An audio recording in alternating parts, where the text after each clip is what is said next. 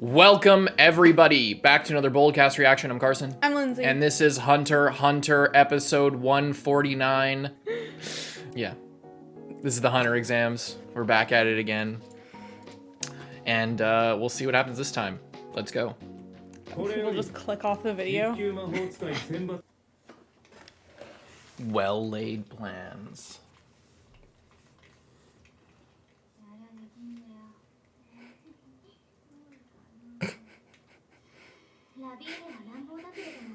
They're like so nice to each other while they're sleeping.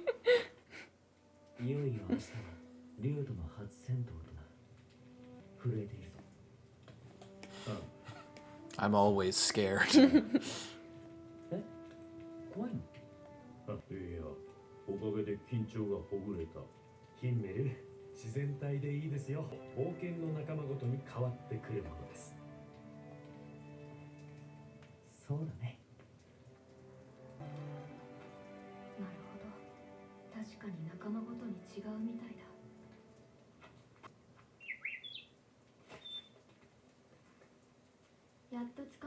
Hey.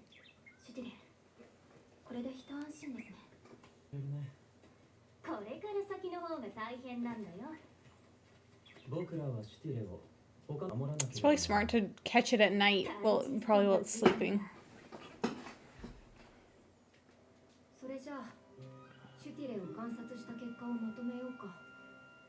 I love teacher Frieren.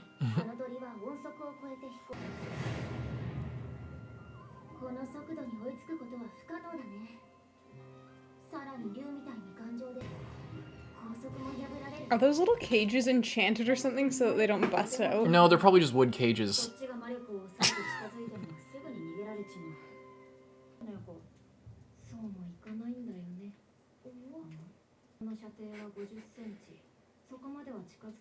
Jesus.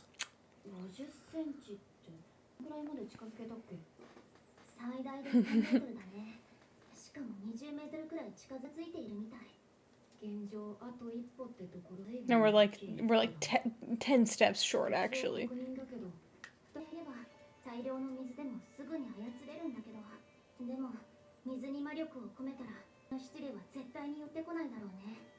Cute he is.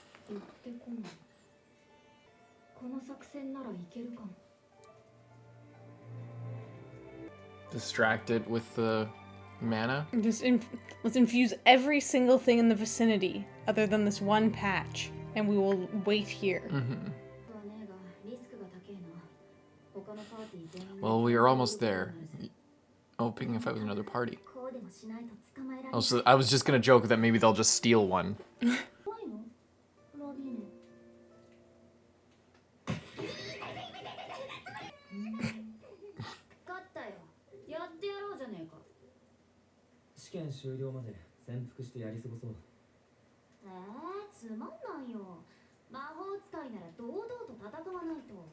We're mages. We should just go kill all the other mages. What are you guys?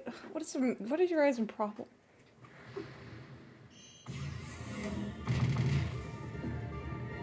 She's lucky she trained so hard on the magic barriers. defense. You picked a fight with the wrong people. Yeah. Scarf? Or Scharf? In air? All the German people are laughing at us right now.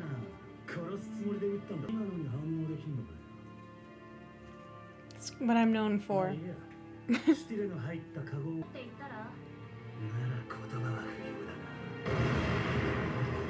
She's like, I found the perfect person to fight. Are you sure you want to do this? Because you'll learn what They the just launch properties all of the both water rubber into the air.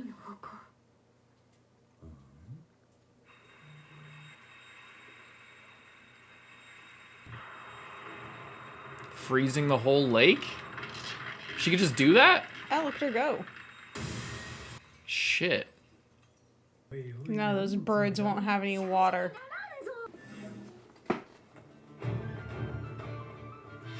They're trying to unfreeze the water? Yeah, just leave. Are they gonna make like a small pile of water somewhere else so that then they can catch them? Yeah. I love the music.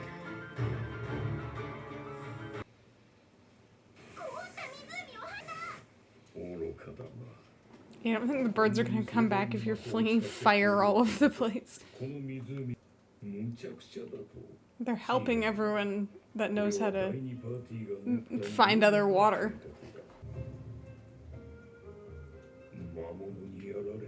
Shit. Wow.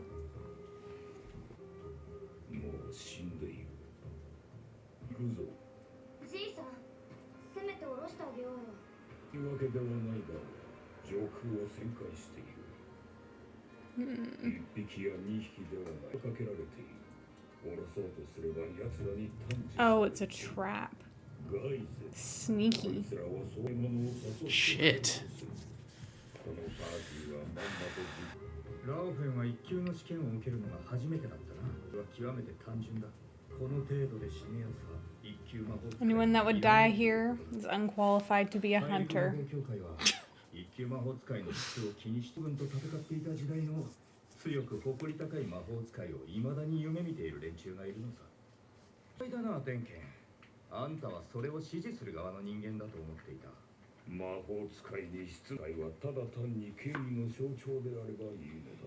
魔法使いとしての人心を掌握できなければ無力も同じ。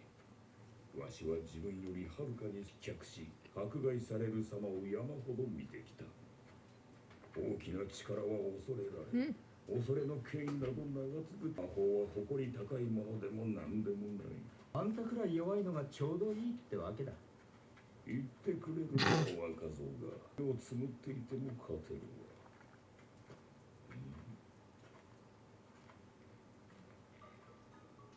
全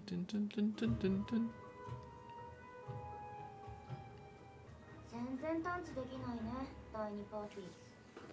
魔力を隠して潜伏しているな。ここのだ。今まで見てきた水場全部だ。水に魔力が込められている。 Wow, they really screwed over everyone else. 何も感じない。俺もわからん。 They're just infusing all the water that they can find with mana. And only if you're really sensitive to it, like this guy, could you even tell. So they're hoping to get everybody to just sit and watch these ponds for fucking days. Damn. そっか、どこかに There's no way to find it because it doesn't contain mana. Like, unless you just You find it and are can't do- lucky. You Yeah. can't do a magic detection spell so that it has no magic, so you just find other watering holes with mana. 試験区域は広大だ。本気で潜伏する魔法を使えるわけなかろう。待つぞ。どうせやつらは居場所を教えてくれ。 He's very experienced. He knows how to manage his energy. ある可能性はまだあるけど。シュティレの使える水場が制限される。じゃあ私はここでシュティレを待ち伏せするよ。 She just gonna shut it off completely? Yeah, pretty much. 魔力って完全に消せるもんなの？ Not with you around! 全然じゃないよ。魔力が漏れる。ほら、わかんねえよ。私たちは見張りだな。 Just pure stillness meditation. Whoa, look at that guy. What is he? It's like a big dog with antlers. He's very nice. I like it.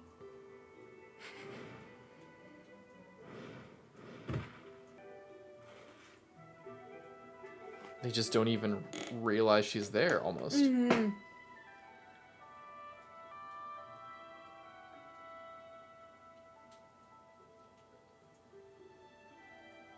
It's on her head.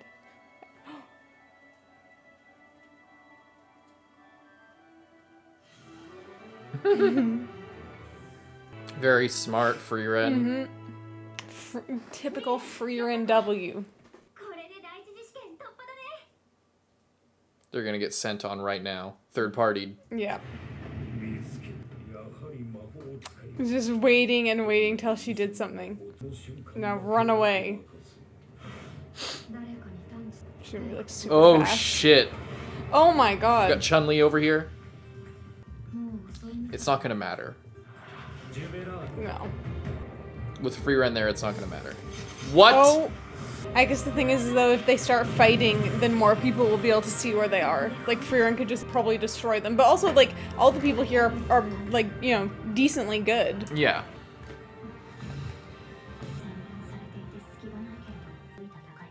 It's old. What does Fern expect if she hits somebody with that? Like, is she expecting to disintegrate this young girl here?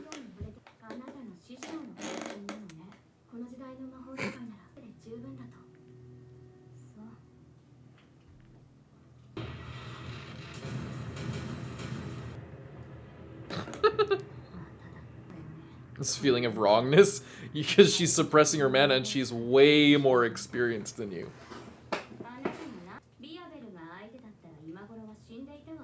Cool. Let's try it. But she doesn't think it.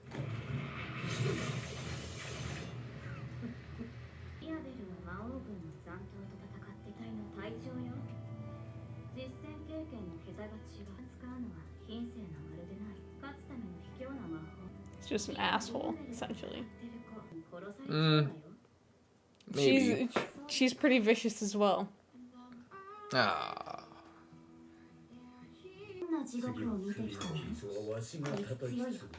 A big fight next time by the looks of it.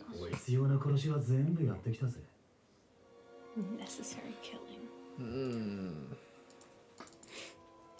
Interesting episode. I like this technique of like screwing everyone else over, ruining the water, and then just waiting and waiting very patiently.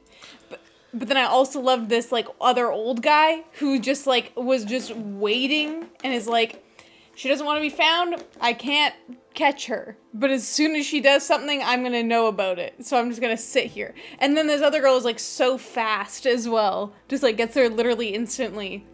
And is ready to throw hands. I love seeing everybody's different approaches to magic, but I also like the magic still feels consistent. It doesn't feel like we're getting into other shonen territory where it's like, there's a magic system and there's like things that everybody can kind of do, and then there's the crazy powers that like only few people have. Yeah. It seems like demons have some of that, but like Aura had the artifact that was like the scale or whatever. So that was like this sort of rogue element that didn't really fit into how magic had been understood.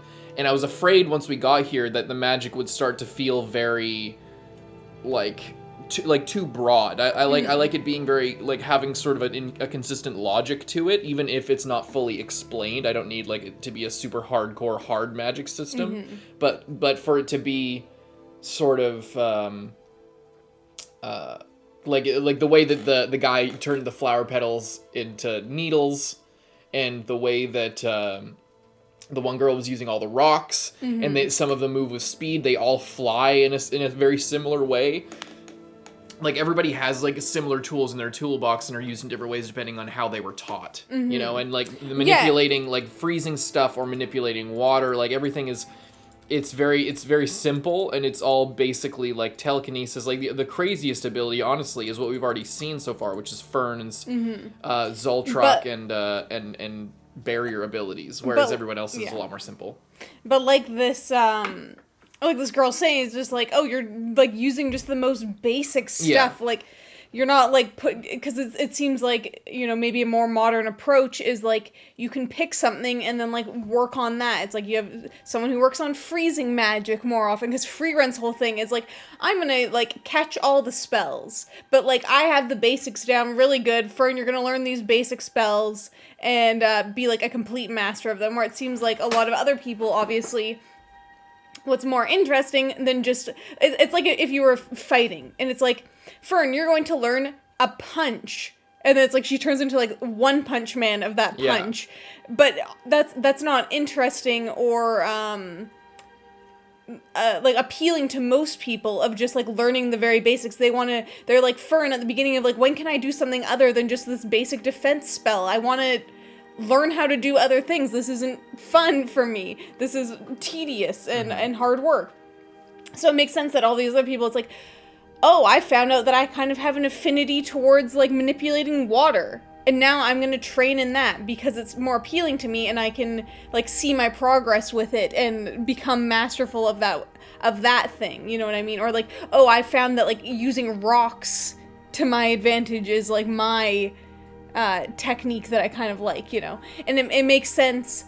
But I also like how it's not like, oh, I'm a rock magic user. Yeah. Like, they don't have to, like, state it out like that. It just seems kind of like, yeah, of course people are going to gravitate towards different things. And everybody has their own style. Yeah, and people have their own style, and they can infuse it with whatever they want. And what, you know, oh, this guy's, like, super bloodthirsty, and that just, like, helps him in a different way.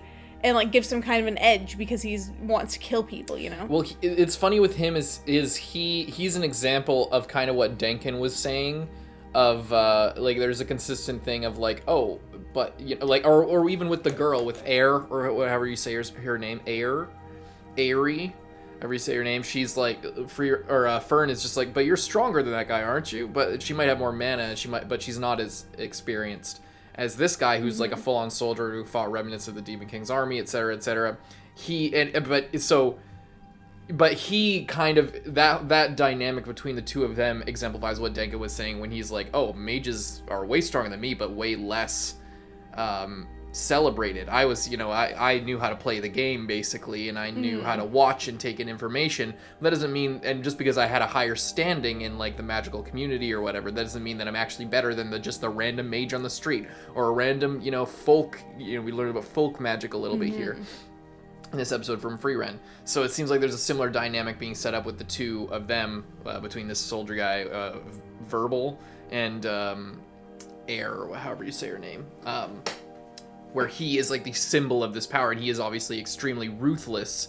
And he also embodies another thing that Denkin said of that, like, oh, magic isn't this noble thing. And that's what he's kind of doing, is his fighting style is clearly way less graceful, way less, you know, like if Fern is the sort of educated, very traditional, classically trained magician or mage, then he is the, like a full-on soldier. If Fern is like a karate specialist, like a master, or a Tai Chi master, then he is like Krav Maga, sort of this martial art that's just made specifically for warfare.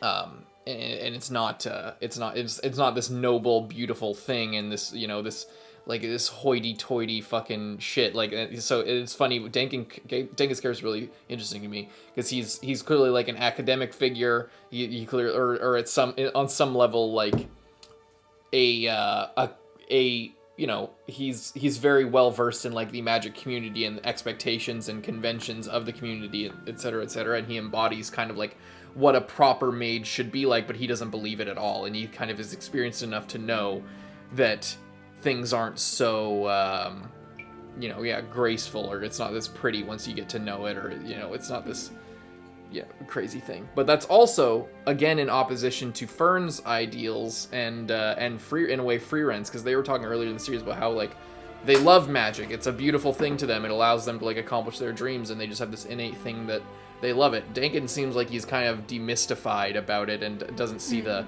magic in the magic anymore, in a way. And I wonder if we'll get more about that, or if it's just he's just saying stuff for the sake of other characters. Yeah. But I did love their tactic. That was cool. Very smart. I love Frieren meditation mode. It was a bit of a slower episode. And at some point I felt kind of like, yeah, all right. Like, there's the first half, I'd say there was a lot of sort of dialogue that wasn't entirely necessary. I feel like a lot of the conversation could have been cut down a lot. Yeah, I mean, I feel like they're kind of gearing up for next episode, which seems to be much more of a fighting. Yeah, and it's not even that I was so excited for the fighting. It just seems like I was as excited about everything that ended up happening in the second half if the first half was, like, cut in half, you know. If it was just like, if the talking was just a little bit circular in some places, I think, but it was not that big of a deal, I guess. But I think it's a good episode. Yeah. Anything else you want to say? I love also that it's like, she's like, yeah, like, oh, this guy has, like, fought the remnants of the Demon King army. That makes him such a badass. Fern's like, yeah, I did that, like, 2 years ago. Yeah. Wasn't even that hard, honestly. But just doesn't say anything. In, like 2 minutes, it was over. Fern's just, like, doesn't have any reason to flex. But, like, she's like, yeah, I defeated the Demon King's army. Yeah, I helped defeat that, like, one super powerful guy that, like, the people who defeated... One of the generals? The Demon King general. Yeah, he came back to life and I helped defeat him. Yeah. Just, like, I just love that. She's just, like, so casual about everything. And also the fact that she, like, it's like, oh, he defeated the Demon King's army, and Fern's like, cool. Like, it's just so, she's just had such a crazy whoop. I did life. That twice. Such a crazy life, and, like, with Frieren and everything, and just, like, based on her personality, that she just doesn't get really that thrown off by stuff like that. She just kind of takes it as it comes, but it's so funny.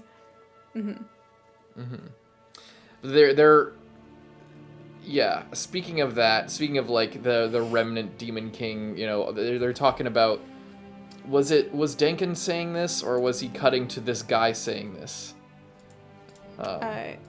He was talking about this guy, I think. It doesn't sound like him. Is this? Oh no, it's that guy. Yeah, so they're referencing sort of the academy heads and the people that are in control here. They're like, there are people that still dream of the noble mages who defeated the Demon King. And that to me calls into question again the logic of nobody knowing who Frieren is. If their entire, like, again, it's like their entire philosophy is based on literal Frieren, like, and others. There are other mages, obviously, and we know that based on the development of Zoltrak. But again, it's like, for Frieren to advance human knowledge of magic and to, like, I don't even know if I need to list out all the things. Guys over here sipping tea, like, man, I hope we can get a couple mages like Frieren. Yeah, I mean, maybe he already knows. There. Maybe he already knows he's not saying anything for the sake of the test, the exam, but it's still, like, the fact that that's a core sort of, like, that they're pointing out that this is, like, a core sort of perspective that they're taking towards the testing process because of, like, I mean, not just Frieren, but Frieren is the only mage on that squad. You know, there was Hyter, but he was a priest, so it's kind of different. So if you're talking about, like, the mages that defeated the Demon King, I feel like it just doesn't make sense for people to not... And again, everyone goes back to, like, when I mentioned it before, that everyone was talking about, like, but they don't have the internet. It's like, and the statues to us look really accurate, but you wouldn't recognize somebody based on a statue.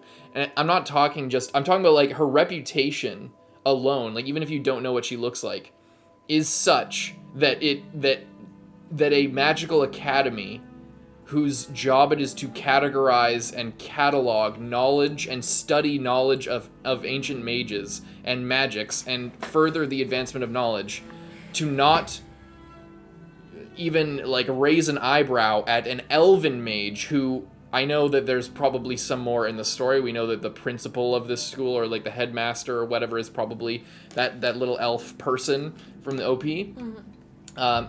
But, like, almost everyone we meet is like, oh, I've never seen an elf before. So the idea that nobody would be like, oh, elf mage, clearly more powerful than they're giving off.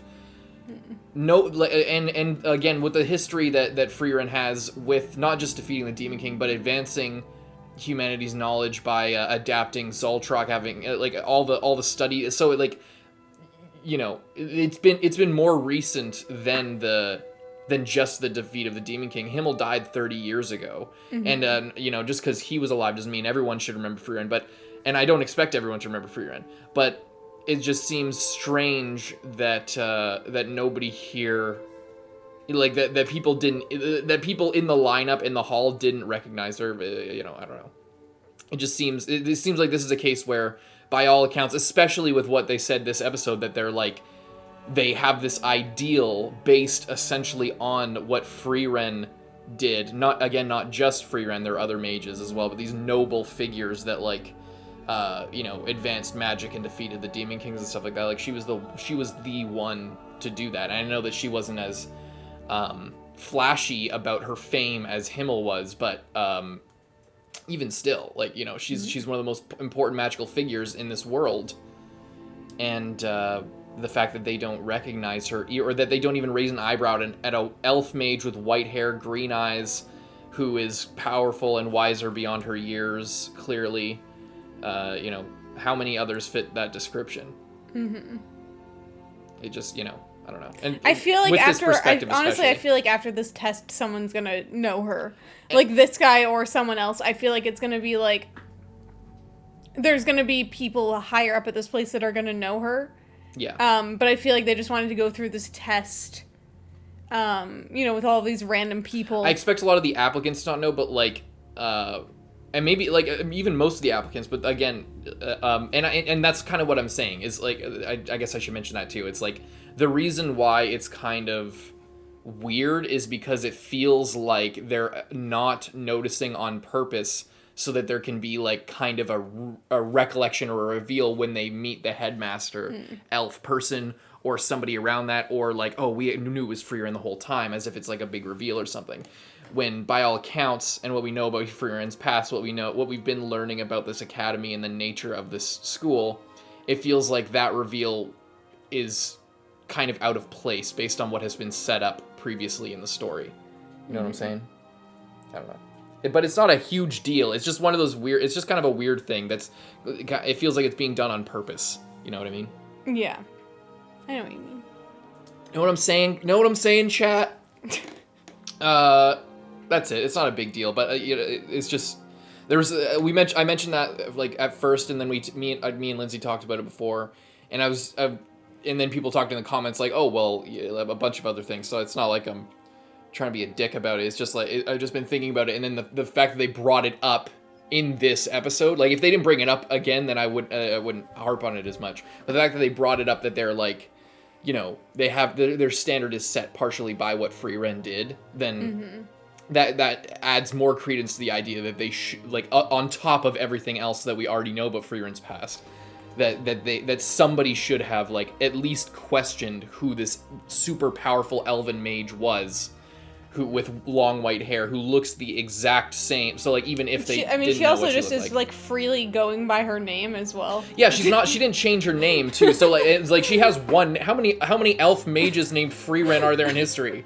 You know, like how many? And again, it's it turns out it's like the like the most popular. It's like Brittany. Yeah, it's like the most popular elf name of all time. Yeah. It's like half the elves in the world are named Frieren. Yeah, that'd be awesome. Anyway, yeah. What if that would be pretty funny? Like what if like not just elves but like mages, like they're all like there's 2 other applicants in this test named Frieren because of what she did in history. So then it's like people just start naming. It just became a popular name because there was a celebrity who had it. That would be funny. That would actually be really Anyway, it's not that big of a deal, guys. Don't take it too seriously. But yeah, anyway. See you guys in the next one, Carson. I'm Lindsay. Bye-bye.